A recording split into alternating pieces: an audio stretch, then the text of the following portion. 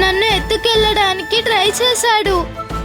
నేను నిన్ను పిలవాలని చూస్తే నువ్వు నా పక్కన లేవు.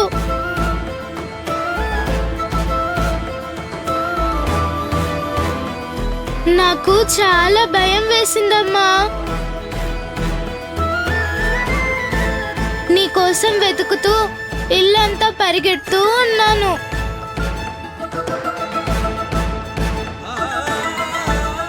ఆ రాక్షసుడు కూడా నన్ను ఫాలో చేస్తూ నా వెనకాలే వచ్చాడు. నన్ను తినేస్తాను అని నా చేయి పట్టుకున్నాడు. ఎదురుగా నువ్వు కనిపించావు.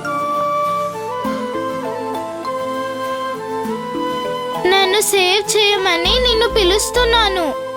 ఇంతలో నువ్వు నన్ను నిద్రలేపావు. డ్రీమ్ మాత్రం చాలా స్కేరీగా ఉందమ్మా.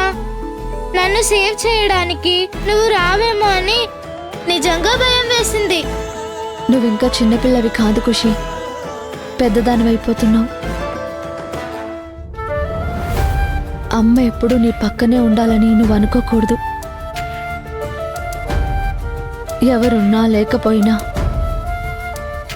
నువ్వు ధైర్యంగా ఉండటం అలవాటు చేసుకోవాలి. ఏంటమ్మా అలా చెప్తున్నావు? నేనెంత పెద్దదాన్ని అయినా నువ్వు నాతోనే ఉంటావు కదా.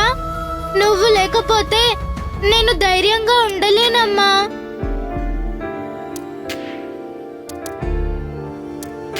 నేనెప్పటికీ నీతోనే ఉండటం సాధ్యం కాదు ఖుషి.